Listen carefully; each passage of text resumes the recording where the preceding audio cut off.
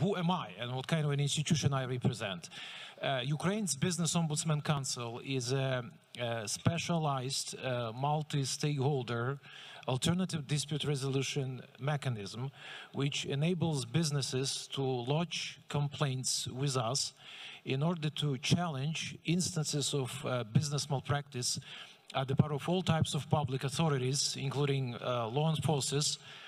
And we exercise our reputational leverage in an attempt to resolve those instances in a pre-trial manner. Reputational leverage comes from the multi-stakeholder nature of our body. We've been set up back in 2014 jointly by the government of Ukraine, EBRD, OECD, and 5 large local business associations. From that perspective, we are quite unique for this part of the world as an example of inclusive governance structure specifically aimed at bringing additional level of trust to what we do in the circumstances where traditional dispute resolution mechanisms are not trustworthy or are in a state of reform. We've been quite successful since we became operational in May 2015. We received more than 10,000 complaints. Some 16% of complaints has been lodged to challenge malpractices of law enforcers.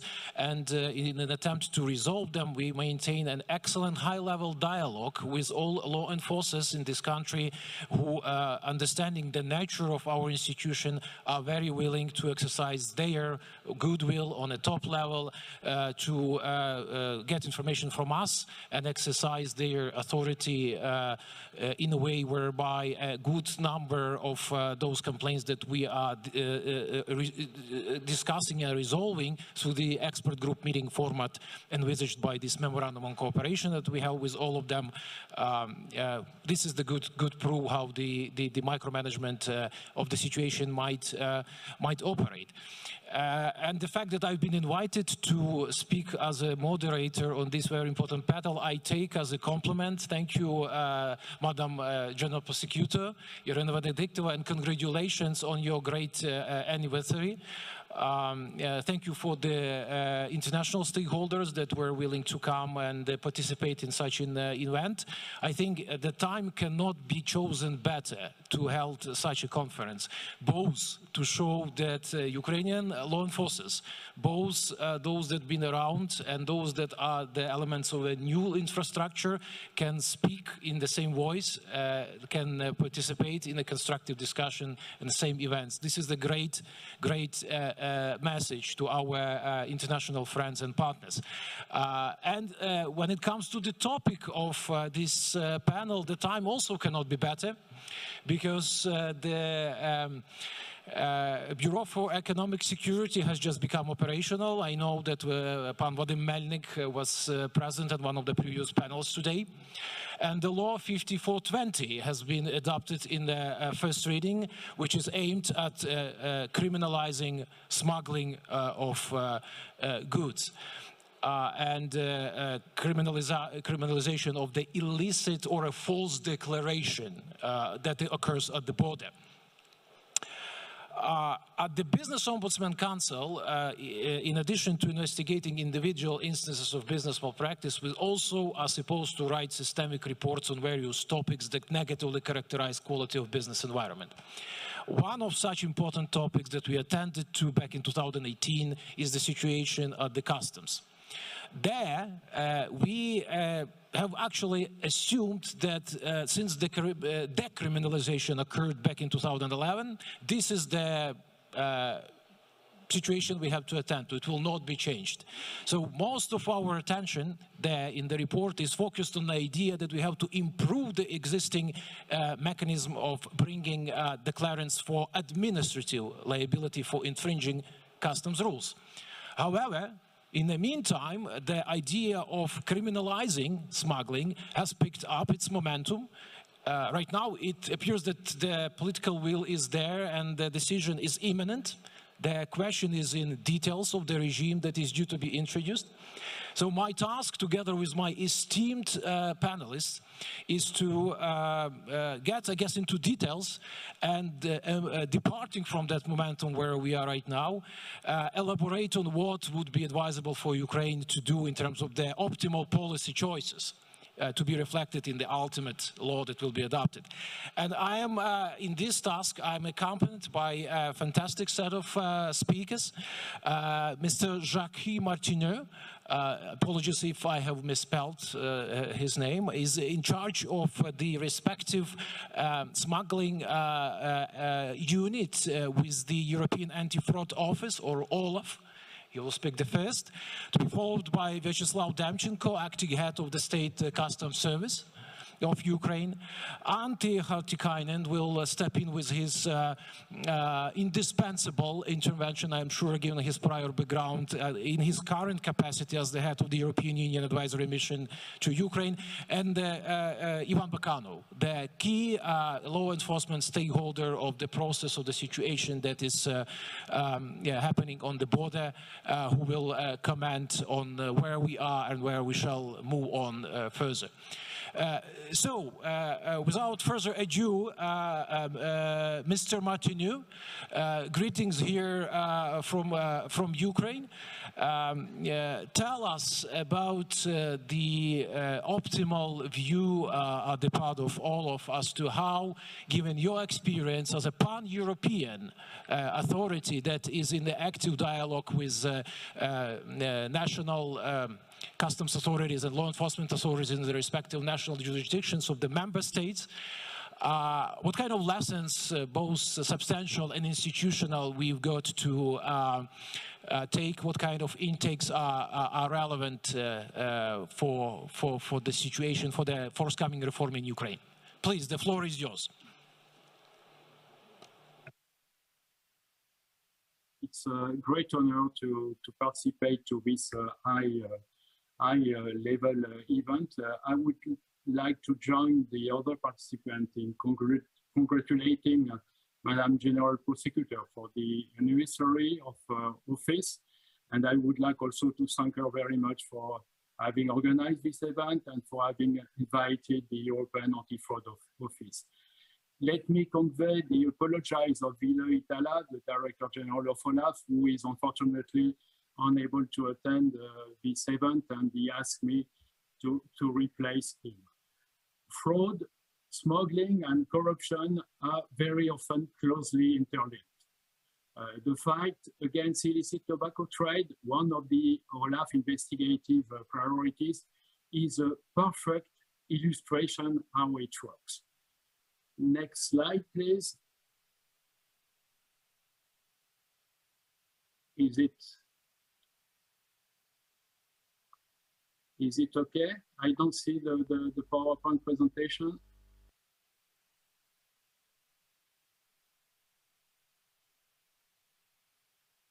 Okay, good, thank you. So illicit tobacco trades represent a serious problem, both in terms of foregone tax revenue and in terms of security, as it contributes to illegally financed criminal organizations. OCGs play a dominant role in the illicit tobacco market.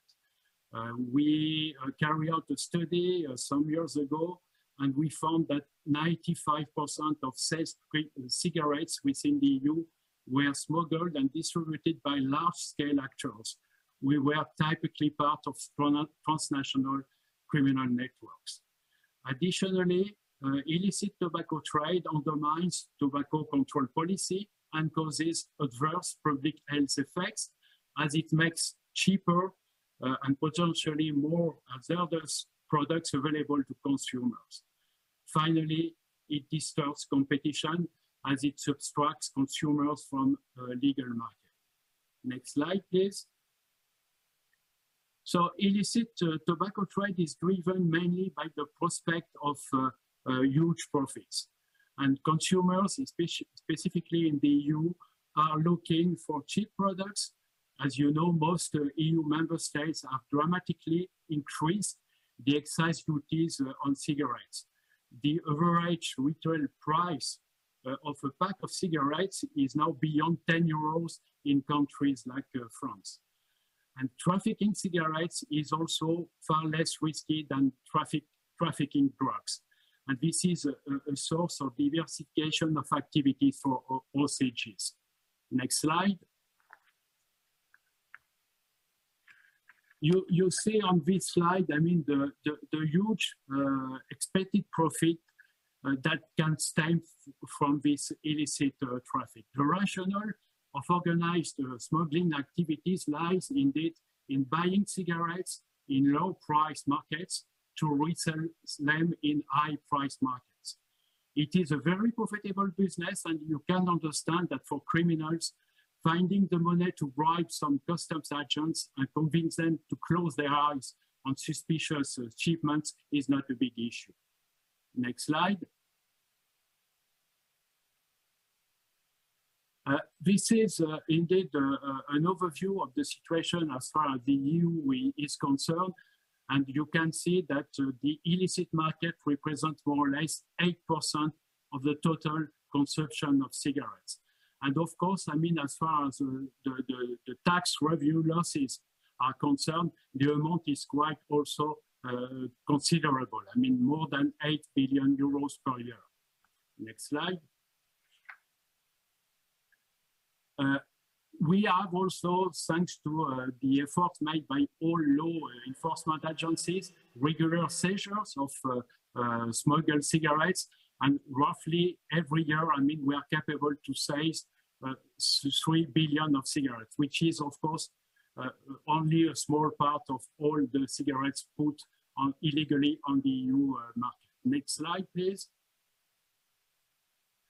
Now, if you look at the brands seized within the EU, you see that most of a large share of cigarettes seized are indeed originating from Belarus. And the eastern border of the EU is of a critical importance in that respect. Next slide, please.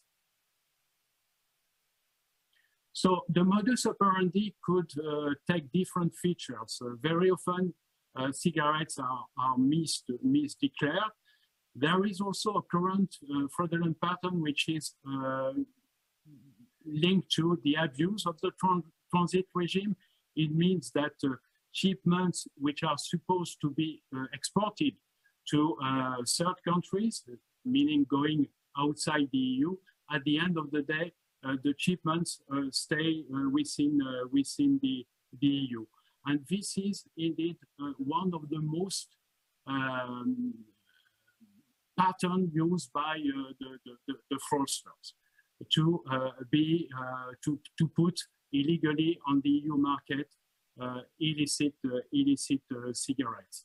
And this is why, I mean, the cooperation with the neighboring countries is of great importance. And this is why also we are very pleased to cooperate with the Ukrainian authorities in that respect. Next slide. We have also observed within the EU a surge in the illicit manufacturing of cigarettes. The number of reported illicit manufacturing facilities dismantled in the EU is rising significantly. Illicit activities are progressively moving closer to the consumption markets, which are mostly located in the Western EU. Clandestine factories are equipped with full production lines, from tobacco coating manufacturing to packaging lines. Production lines are more and more modern and highly performing, with a capacity comparable to legal big factories. And machinery are very often also operated by skilled workers. OCGs involved in this illicit tobacco market are very flexible, informal, and often loosely structured. They tend to operate in networks of criminal groups specialized in specific activities: purchase of tobacco manufacturers, purchase of raw tobacco, search of warehouse, maintenance and transport. And here, I mean, we have, in the course of our investigation, we have come very often across specialized groups, in particular Ukrainian technicians who are very often moving from an illicit factories to another one, and who are in charge of the maintenance of the tobacco or the cigarettes productions manufacturers. Next slide, please. So the strategy put in place by the EU to fight illicit tobacco trade is based on three pillars. The first one is to engage with international partners and in particular, I mean, neighboring countries. We are trying also to develop a lot of efforts to strengthen enforcement and or investigative capacity. And the third one is to enhance our capacity or analytical capacity and intelligence. Next slide. Regarding the engagement with international partners, the protocol, the FCTC protocol, plays a central role. As you know, it entered into force in 2018. So far, we have 64 parties, member of this protocol, and it's really a global solution to a global problem. If we want to be serious in fighting illicit tobacco trade, we need to address this issue at a global level. The main feature of this protocol is to impose new, national rules to be able to track and trace cigarettes, to put in place a licensing system, to carry out due diligence, and to also adopt specific rules concerning free zone trades. Next slide, please. And in that respect, the approximation of excise duty rates is also of a great importance. And that's why we are very pleased to see that Ukraine, in line with the EU-Ukraine Association Agreement, is moving progressively to a full alignment with the EU level. And this has led to a significant decline of cigarettes smuggled from Ukraine to the EU. And this is a great achievement. The other thing we would like to promote, and that's also part of the regular discussions between Ukraine and the EU, is what the moderator has rightly pointed out, the need to criminalize smuggling. This will also impact very much this illicit trade and reduce its dimension. Next slide, please.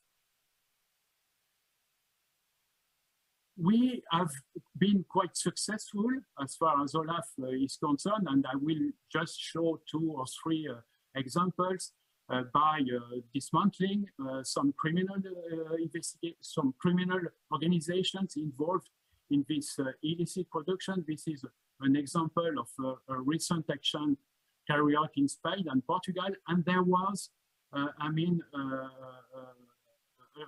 Ukrainian dimension, because some technicians who were present in the illicit factories which was ready were Ukrainian citizens. Next slide.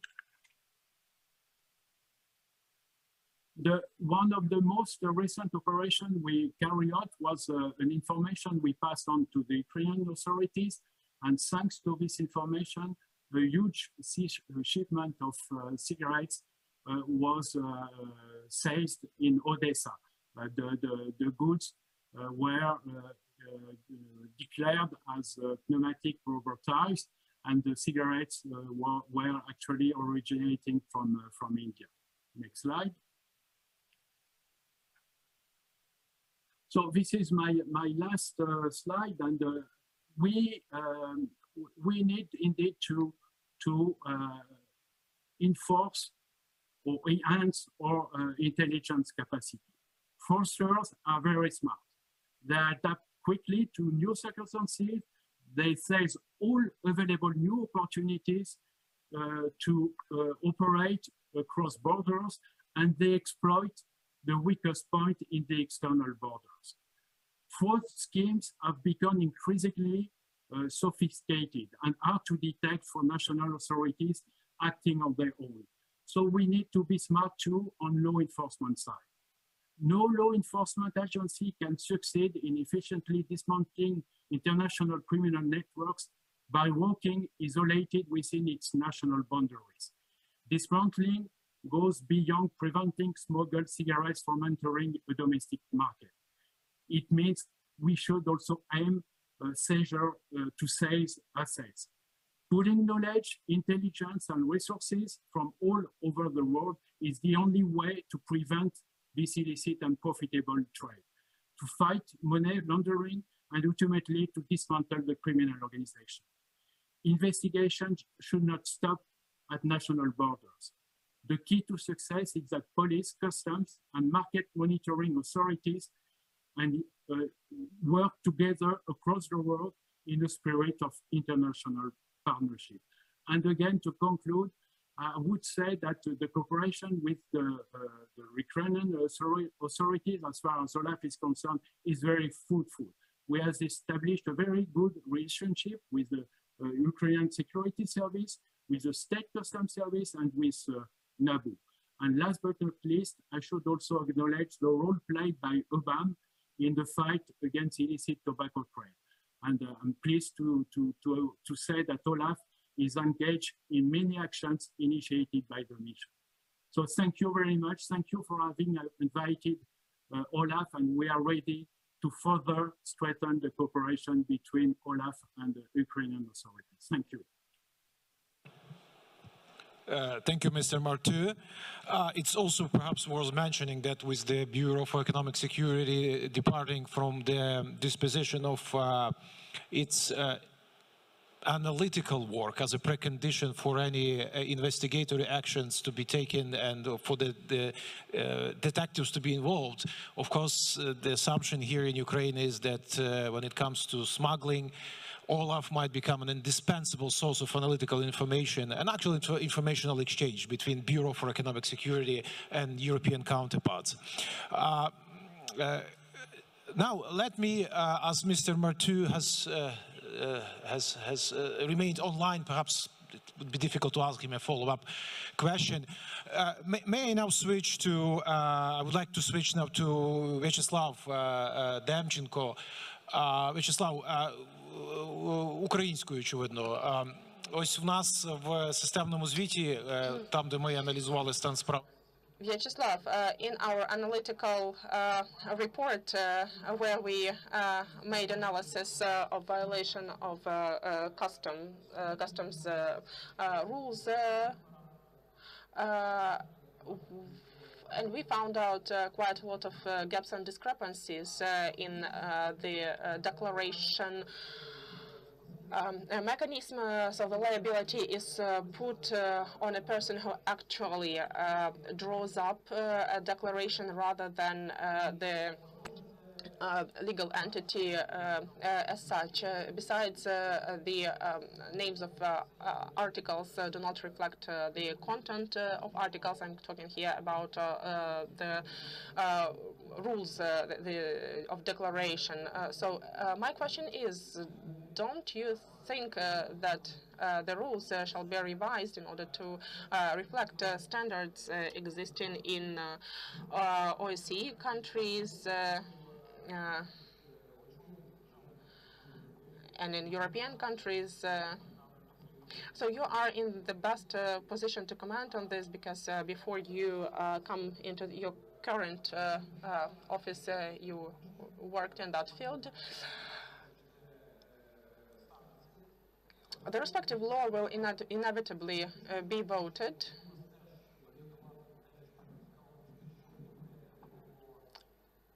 It would also be nice to know your opinion on what happens once the draft law 5420 is adopted. our European partners believe that certain provisions of the suggested draft law should be applied differently than envisaged by the legislator, while the Bureau of Economic Security believes that so has different opinions. So could you please comment on this? What do you think about the idea of vesting the customs service with sort of law enforcement powers and enhance the scope of responsibilities to include also tax review to a certain extent? Thank you. Protection of economic interest of the state are one of the key tasks of the customs service of Ukraine. To achieve this, the customs service exercise efficient control of import and export on the border. Some 24,000 customs-related violations were detected by the customs service in 2021, and 1.6 billion hryvnias were saved for the state budget. The number of customs-related violations increased by 40% in 2021 compared to 2020. The control is exercised by the customs service in close cooperation with other stakeholders. As of today, the violations relating to transit of goods through the state, across the state border, implies only administrative liability.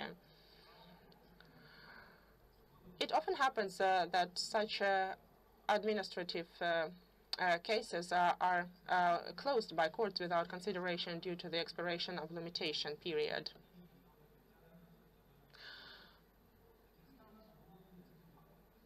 So this happens due to several factors. The customs scope of liability is very limited compared to law enforcement authorities, which does not allow them to collect evidence and to effectively investigate the violations committed. Besides, we see that other persons involved, instigators, etc., avoid any responsibility. And checking the legality of foreign and external customs activities require more time than it is provided for by the law, 6 months for bringing to responsibility. The efficiency of criminal investigation for the efficiency for customs can be much better by introducing criminal responsibility for the legal movement of goods over borders, giving the customs services a chance to have investigations in criminal cases smuggling. I support it personally. As of now, Ukraine is the only neighboring country where customs services don't have the right to conduct the investigations and collect evidence. The chance to uncover illegal actions and then send data to the court will ensure good quality investigation and bringing culprits to responsibility, and it will help not only find executors but also the ones behind that violations. Also, it helps if we can have such investigations in criminal proceedings, and by filing the case with the court will help us effectively counter the violations that have to do with the legal movement of goods. And the leadership of our institution understands that it has to do with corruption and involvement of officials, both customs officials and other officials. So countering such situation will improve anti-corruption efforts and prosecution of crimes in this area. As of now, we have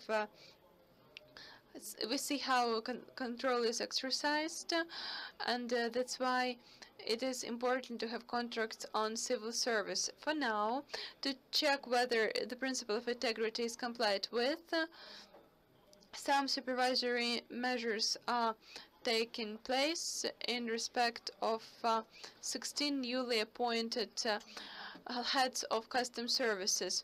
We have held almost 300 supervisory checks to see if people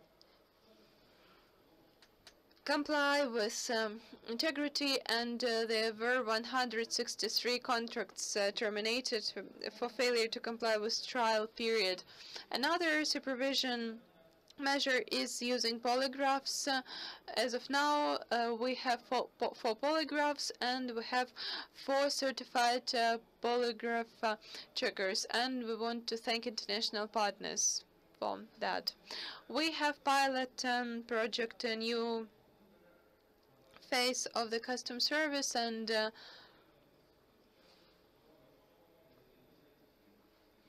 that's where we are checking the international airports of Boryspil, Uzhhorod, Automobile, Orlovka, and Kucherovka. And in this pilot project, we have checked almost 900 public officials, 238 of who were not allowed to continue their work. So we also increased the pay level, and right now their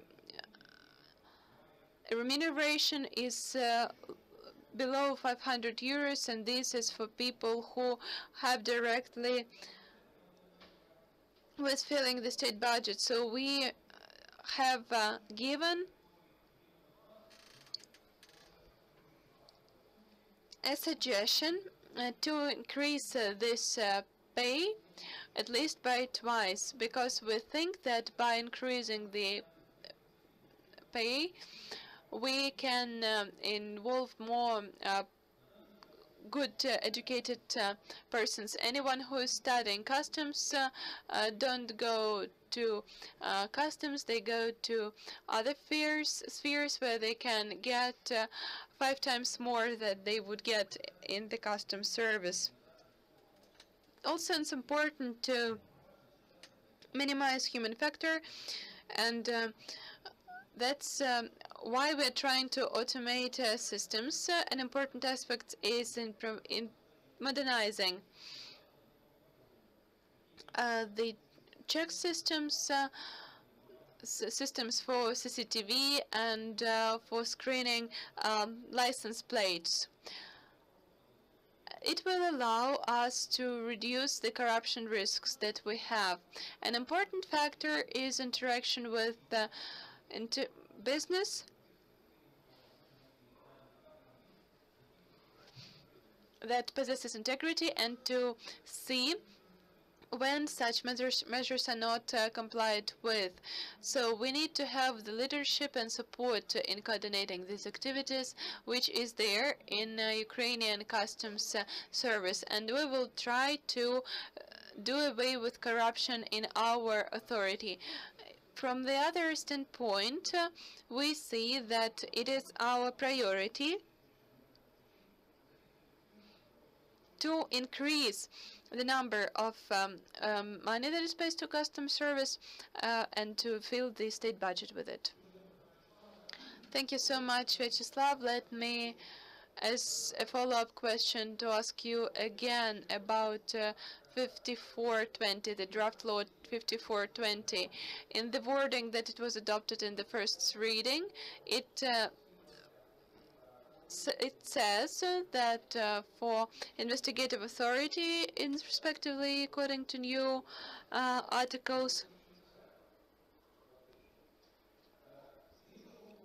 the authority conducting investigation will be Economic Security Bureau, but still you want to have the approach that in such specialized crimes, it should be that have to do with smuggling in particular, that this body should be additional law enforcement authority to be given to the State Customs Service. How would you shape finally your opinion on that? So what is your approach? In my opinion, you pinpointed it correctly. I think that it's better to fight with the customs criminal crimes, that the customs people should be fighting customs crimes. They better understand it, that they know how to make it work, both from the white and darker side. Thank you, Vyacheslav. If I were to imagine, I cannot imagine actually the best panelist to present the European point of view on this matter than you. You've been in charge of Finnish customs authority for 7 years. You are seasonal border control customs expert working in various countries in the region and not only. And on top of that, you are in charge of European Union advisory mission for more than 2 years. So I imagine that you are an absolutely unique professional who combines both best international practice view and who also knows the situation here on the ground.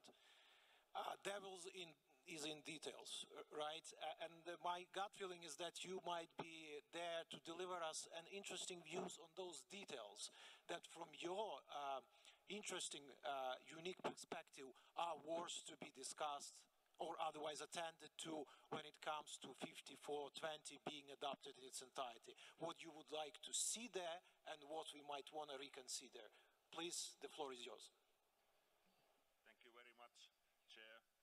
Madam Prosecutor General, great thanks for inviting me to talk in this extremely important conference. And of course, we are also from our mission side very happy to support a little bit organizing this important event. Actually, maybe I start by answering to this question what you made for Mr. Demchenko, that why customs also should have these investigative powers. Because our friends in the Bureau of Economic Security, we are supporting establishing this agency very much, that they are not able, they will not be able to investigate those smuggling cases without support of customs officers. And on the other hand, that customs, when they all the time they control this flow of goods, they know what is happening. They understand also that these different nomenclature of goods, they are really those specialists who are in that business. And I have that experience back home, that I know that this is the best way, that customs, they have these investigative powers. If there will be some very big cases, there could be then that there is a close cooperation with the Bureau of Economic Security. But I see that the most of the cases, customs should be able to investigate independently. And I think that we all agree that in Ukraine, this smuggling, it's a large-scale challenge, a large-scale problem. And when from Olaf, they made this tobacco issue in Ukraine. It's a lot of other things. So tobacco is not so big issue when we are talking about smuggling into Ukraine. It's out of Ukraine, and luckily it has been also decreasing. And according to different estimates, Ukraine this government is losing billions of euros in a year because of this smuggling. And of course, this should be the money which would be used for paying higher salaries for customs officers, for teachers, for building roads and different infrastructure. And of course, this kind of like a problem that government is not getting that revenue which it should be getting. It's also pose a threat to the realization of all this Ukrainian huge potential what you have and what we also wish that would materialize in this country. And often when we are talking about smuggling, people they think that it's just a kind of harmless issue, that it doesn't hurt anyone. But that's really it's like we can say that it's like a plain wrong assumption. And we think very strongly, and like you know very well, that in the EU we very much push for criminalization of all commodity smuggling, and this is really important. And this way we actually would like to prevent that some people who are able to misuse this current system, that they will get extremely rich. And we are not talking now about this petty smuggling, these small cases when these old women or people living nearby the border are smuggling some bottles of vodka or some package of cigarettes and this kind of things, or if somebody is bringing one extra mobile phone and not paying all the duties. Now we are talking about large-scale smuggling. It is like a big organized crime activity. And because of this, there should be quite a high threshold for those criminal cases. And still, those smaller cases, they could be like just administrative offenses. And then, which is also very relevant, that without criminalization of smuggling, these law enforcement agencies will be never effective because they cannot take any preventive actions. They do not have all the intelligence tools, investigative tools available. For example, to make home search, phone tapping and this kind of issues, and for example make search of their computers and so on. And these tools, in order to fight against those organized groups, they need to be available. And now when I'm talking about all this, I think that in Ukraine you are a little bit too much focusing to the history, what was wrong in the past. Now we have completely new situation, and we have so strong support for the state customs service, and we would be next to them also monitoring that how they are working, what they are doing. That I can somehow say that we have very good like a starting point for the new future together. And regarding these criminal groups, that if we want to make them, let's say, not operational, we need to destroy their economic background.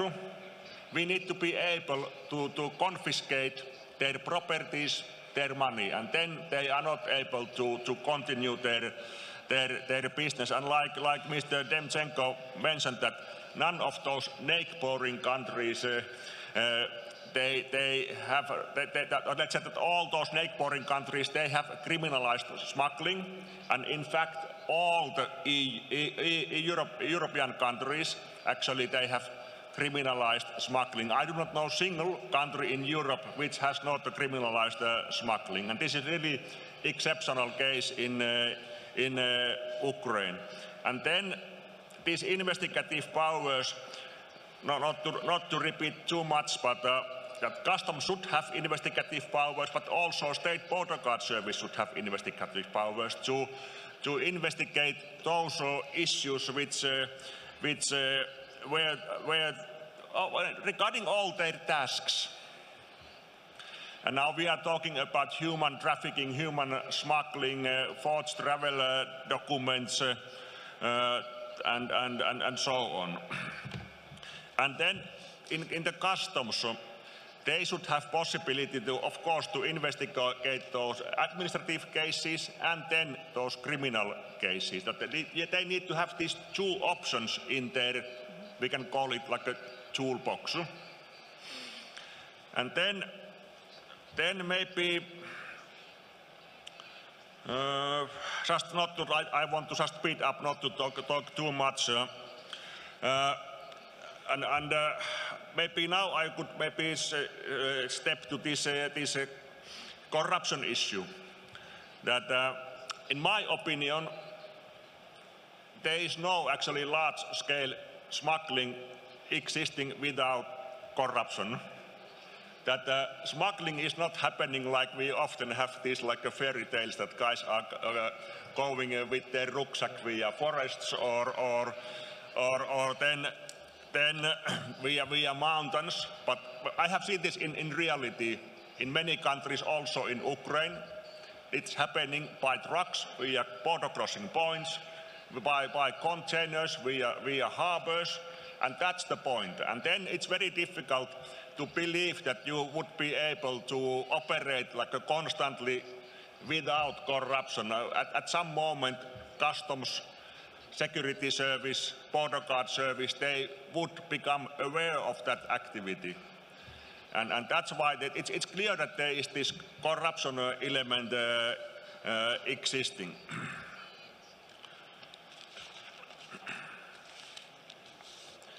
And then when this corruption is, it's so big challenge in Ukraine, of course we don't have proper like indicators. That's a little bit problem, that you should have like indicators that, okay, what is the level now, how much we have been able to improve. And I think that this is something what we should focus in the future. We should be able to measure what is like the starting point and how we are able to progress. But in our mission, we focus these anti-corruption issues now very much, and it's part of our all activities. It's like a horizontal issue. And when we are talking about customs, we need to we need to understand that how important is that customs will collect all the revenue for the state budget, because they are in reality collecting something like 40% of the whole budget. And there is not actually that much room for corruption, because all the budget is suffering of this. And then, like it was mentioned by Mr. Demchenko, the salary issue is one of those issues, of course, what we should be focusing, but I'm not sure what should come first, this chicken or the egg. Because now that if the guys are corrupted and they are not collecting this revenue to the budget, then there is no budget in the budget money to pay higher salaries. And I think that these things they should go a little bit hand in hand, and maybe step by step. Might be a little bit unrealistic to think that now the salaries could be maybe doubled immediately, but maybe step by step. Customs should improve and then get these better salaries. Then just 2-3 elements others that we are now dealing and supporting customs very much, so to develop this kind of like a preliminary customs information exchange with the EU member states. And this is also to support fighting smuggling, corruption for sure. And then also we are supporting them to develop this post-clearance audit system, which is also for sure once again supporting customs very well to like protect this Ukraine's fiscal interest. And then, of course, now there needs to be very close cooperation between Bureau of Economic Security and Customs. And I hope that now when Bureau of Economic Security will focus very much this analytical work, that they would all these analyses be able to support customs to focus right things, right companies, right persons, and so on. And then, of course, also this international cooperation, which has been already mentioned, it's extremely important. These joint controls in some occasions, joint investigation, it was also today mentioned. Information sharing, it's extremely important. Thank you very much. This is very briefly from my side, and I'm happy to answer all the questions. Thank you. Andy, extremely insightful. Still, and apologies if I might have inadvertently missed the fact that you have already addressed these 2 points that I would like to ask you the question about. First is about the threshold.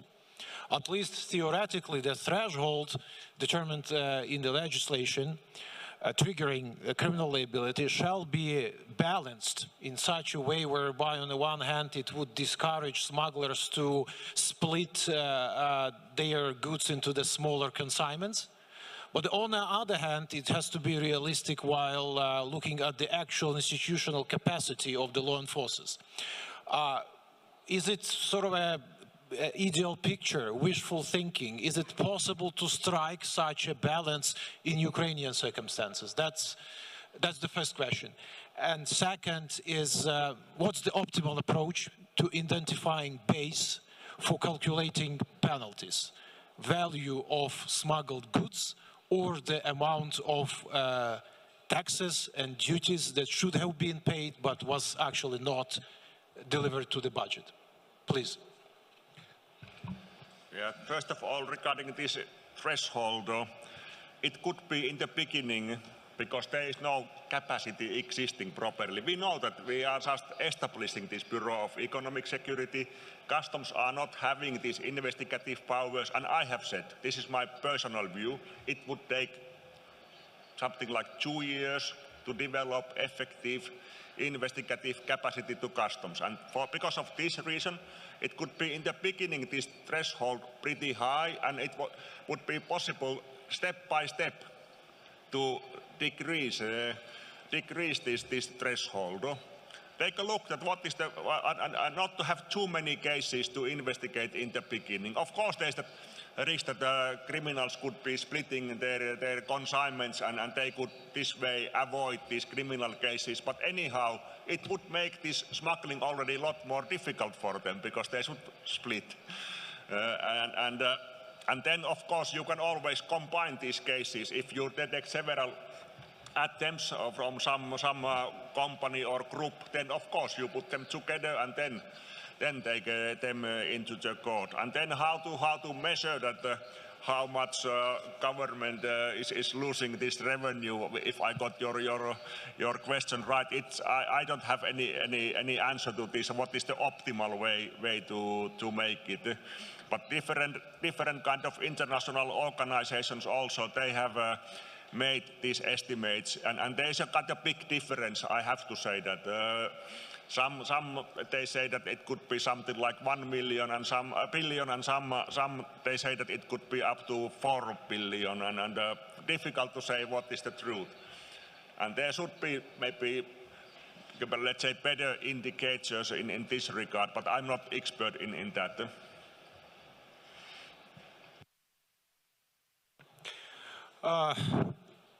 Пане Іване, дуже радий вас бачити на цій панелі. Mr. Bakanov, it is my pleasure to see you at this panel. Ukraine's paradigm has been changing very fast over the recent years.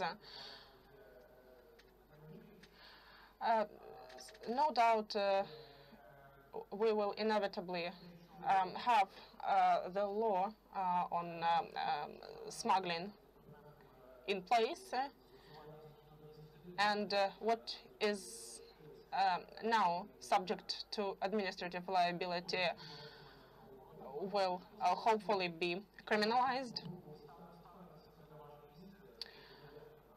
So I'll try to put myself in your shoes and think over additional challenges the institution has been facing over the recent times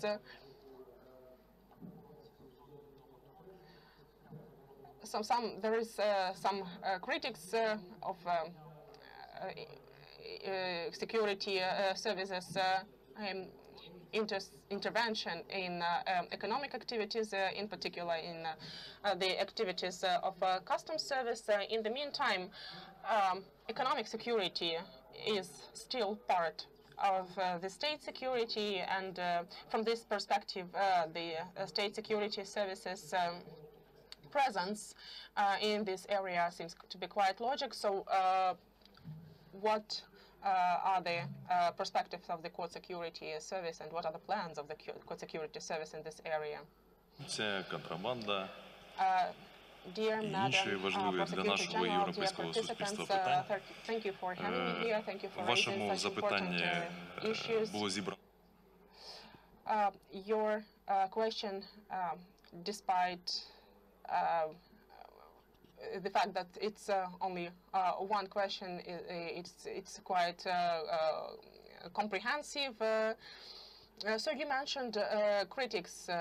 I think it's a good sign, because critics can only be given in response to some action. If one does nothing, there is no critics.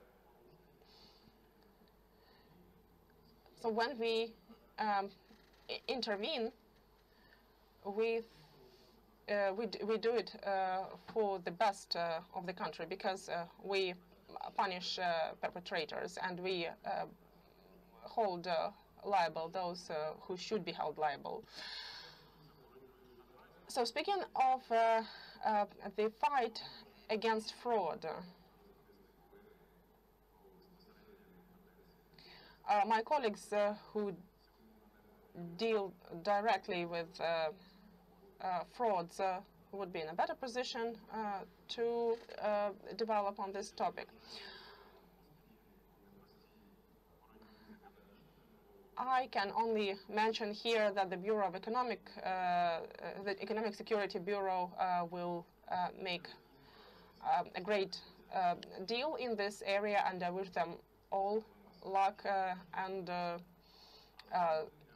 remain strong on the way.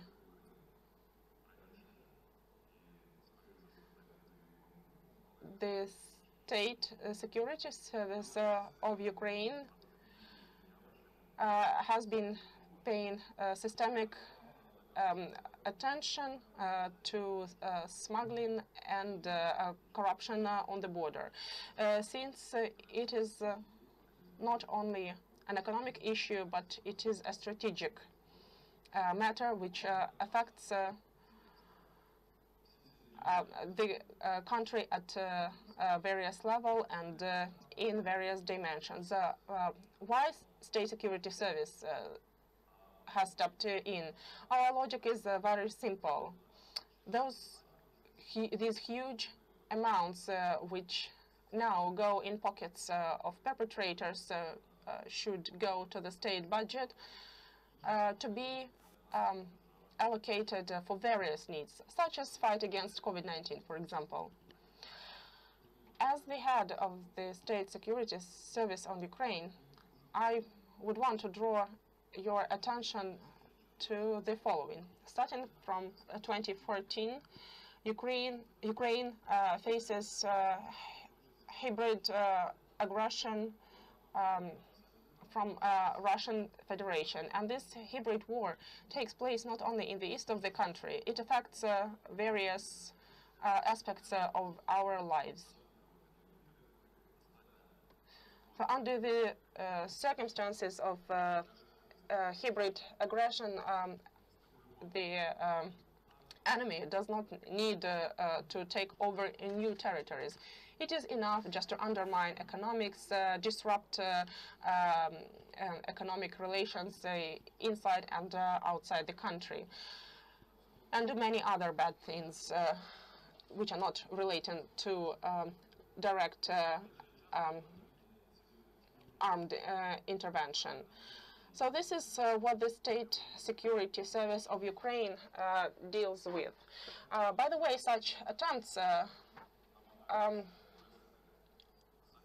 are designed and made up to undermine state security of Ukraine. It comes to such violations as perpetrations relating to import-export on the border, or purchase of goods of low quality. The State Security Service seized commitment of several crimes on the border.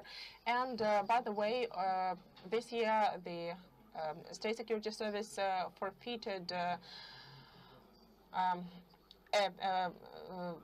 details of improper quality which were intended for Ukrainian planes, helicopters, and other ammunition.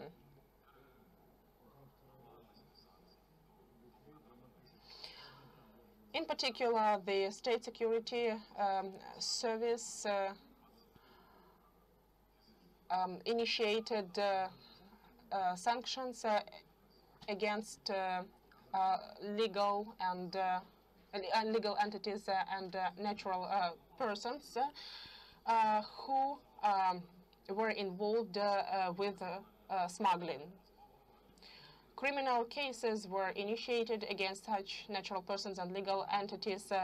Their bank accounts were freezed. They were deprived of licenses for exercise of certain activities which are licensed under Ukrainian legislation, and a series of other measures were applied.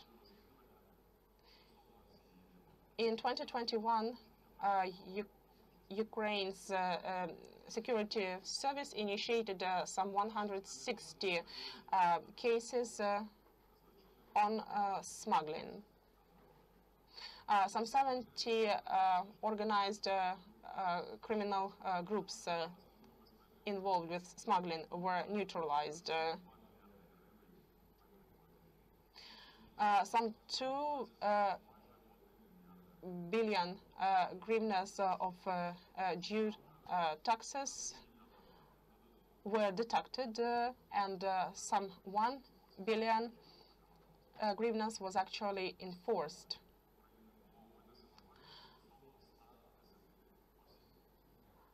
Ukrainian courts issued verdicts in respect of some 110 perpetrators in respective criminal cases.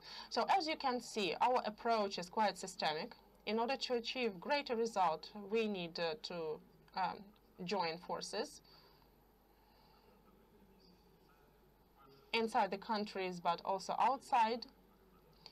There were some recommendations articulated by both Ukrainian and international participants. Among them, for instance, the setup of a threshold for criminalization. In my opinion, 1 million hryvnia threshold would be sufficient at the early stage. Another measure could consist in drafting a proper declaring on the border, because as it was said, the greatest damage is caused by large smuggling rather than by some grandmas smuggling tobacco packs across the border, or some citizen importing an additional mobile phone from abroad for his friend or family member. We are talking about large smuggling, which often cannot be detected immediately, and once respective goods leave the border, it is very difficult to track them. Third measure, introduction of track and trace, so-called e-excise label. Our colleague from Olaf developed on the activities of their organization at the international level, and for instance, Ukraine. Back in 2019, Ukraine held a joint operation together with UK colleagues and disrupted activities of a huge criminal network, which would cause damages to UK budget for the amount of some £400 million.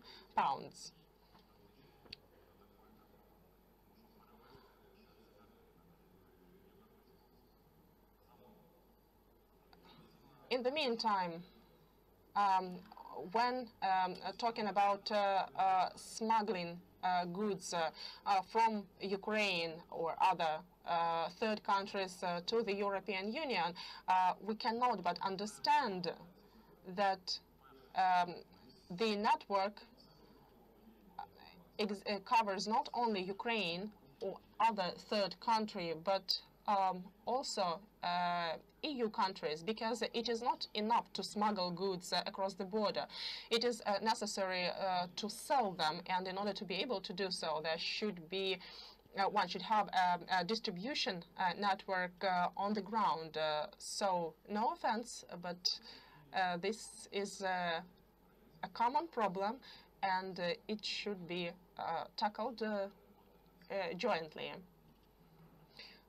From our side, we will, of course, continue developing our capacity in order to become a reliable partner and do our job in the best possible manner inside Ukraine.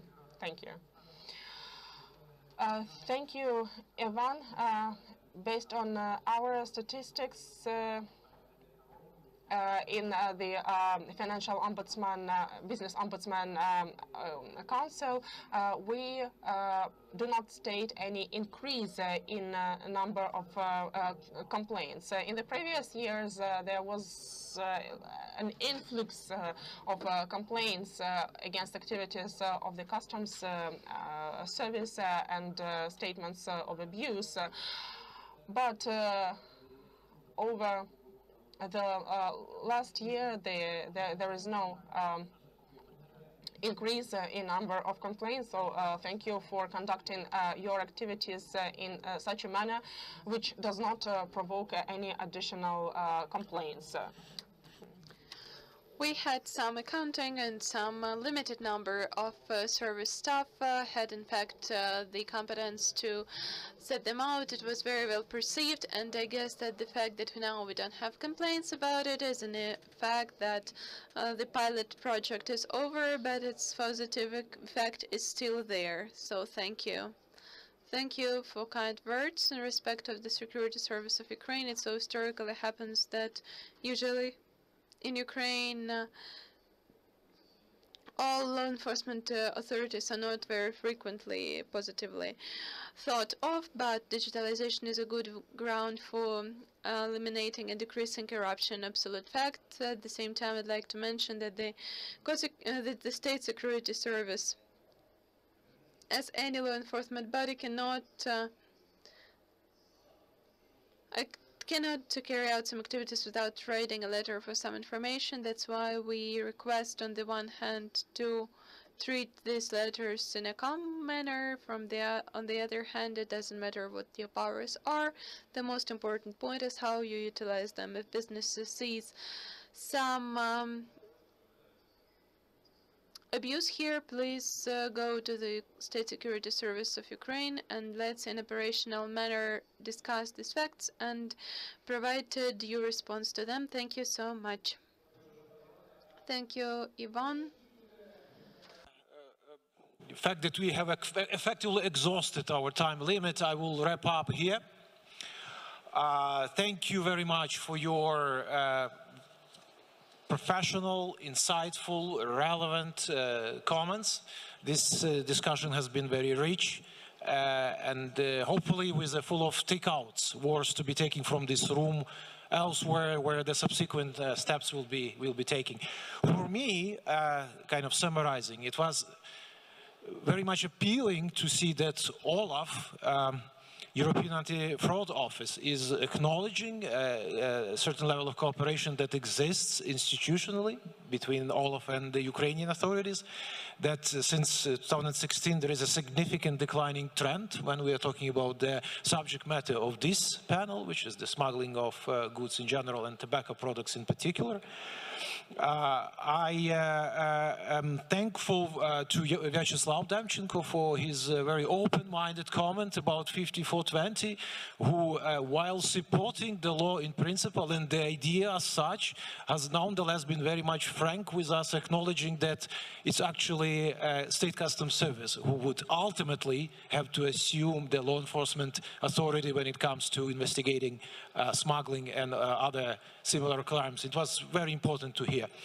Antti was bold enough to confirm that this approach is correct, that this is actually well replicated elsewhere in the European Union, in OECD countries.